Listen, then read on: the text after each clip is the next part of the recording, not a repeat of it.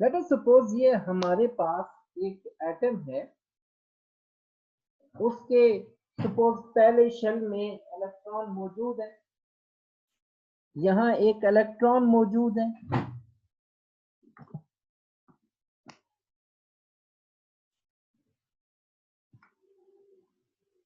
अब अगर मुझे इस इलेक्ट्रॉन को एनर्जी दे दूं, ये यहां से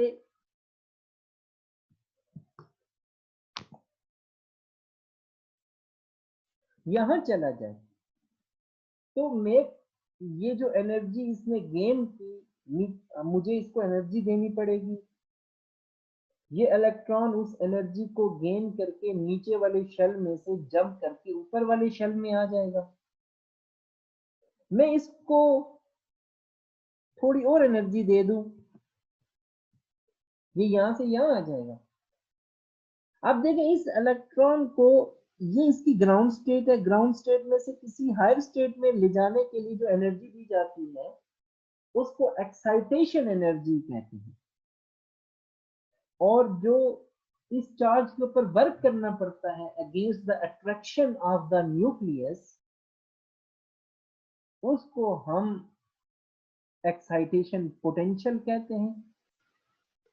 अब अगर मैं इस इलेक्ट्रॉन को कुछ ऐसा करूं, मैं इसको एटम में से ही बाहर ले जाऊं,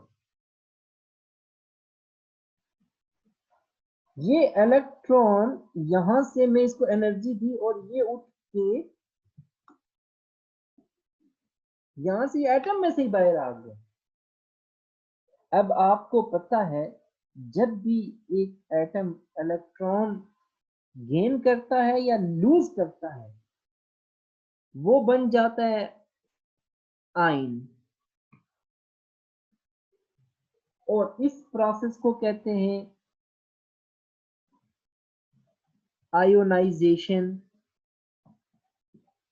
इस दौरान इलेक्ट्रॉन लूज किया तो इसके ऊपर चार्ज क्या आ जाएगा, आपको पता है पॉजिटिव चार्ज आ जाएगा, ये कैट आयन बन जाता है। इस दौरान इलेक्ट्रॉन को पहले शेल में से मौजूद था, आपने एनर्जी दी, वो उठ के बाहर चला गया। उस एनर्जी को आयोनाइजेशन एनर्जी कहते हैं। अब देखें जो एनर्जी आपने दी that is equal to E1 to E infinite किसी नंबर पे है, और वो पहले शेल में था।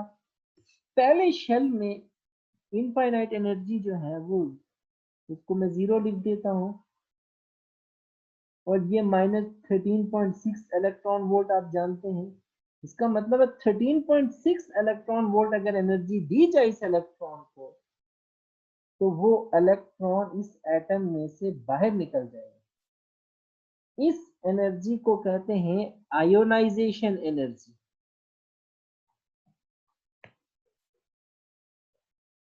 अब आप जानते हैं इलेक्ट्रॉन के ऊपर नेगेटिव चार्ज होता है, न्यूक्लियस के ऊपर पॉजिटिव चार्ज, ये दोनों एक दूसरे को अट्रैक्ट करते हैं। आपने इलेक्ट्रॉन पे इतना वर्क किया, ये इलेक्ट्रॉन है, उसके ऊपर आपने वर्क किया। क्यों वर्क किया? कि ये इलेक्ट्रॉन इस एटम में से ही बाहर चला जाए। आपको पता है work done per unit charge is called potential.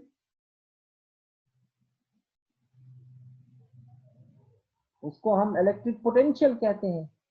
ये पोटेंशियल जो है, हमने इतना वर्क किया है कि न्यूक्लियस की अट्रैक्शन से वो आजाद हो गया है, इसलिए इस पोटेंशियल को आयोनाइजेशन पोटेंशियल